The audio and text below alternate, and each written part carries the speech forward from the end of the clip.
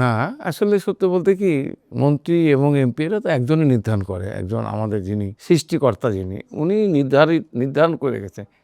কে মন্ত্রী হবে, কে এমপি হবে, কে ক্ষমতা থাকবে। উনি বলেই দিয়েছেন কোরআন শরীফে যে, "ক্ষমতা দেওয়ার মালিক আমি, ক্ষমতা কেড়ে নেওয়ার মালিকও আল্লাহ।" আল্লাহ এটা বলেছেন।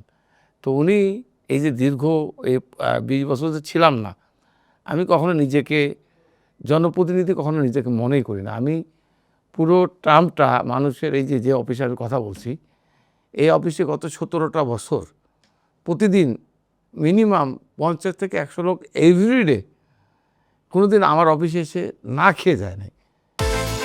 বিকাশ পেমেন্টে ১০,০০০ টাকার বেশি অফার, শপিং চলছে তো। এই দীর্ঘ ১৭-১৮ বছর আমি এই যে কষ্টের মধ্যেও এই অফিসের ভাড়া, এই অফিসে মেইনটেইন করা, আমার উত্তর অঞ্চলের, আমার নাটোরের মানুষ, আমি কখনো প্রচারও করিনি, কাউকে বলিও নি। কারণ সবসময় এই অফিসটা ছিল জাঁকজমক।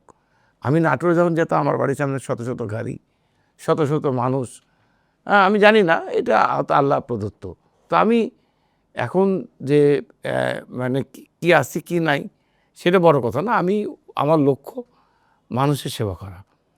হ্যাঁ, হয়তো মন্ত্রী হলে সম্মানিত হওয়া, যখন আমি চাইনি তখন পেয়েছি।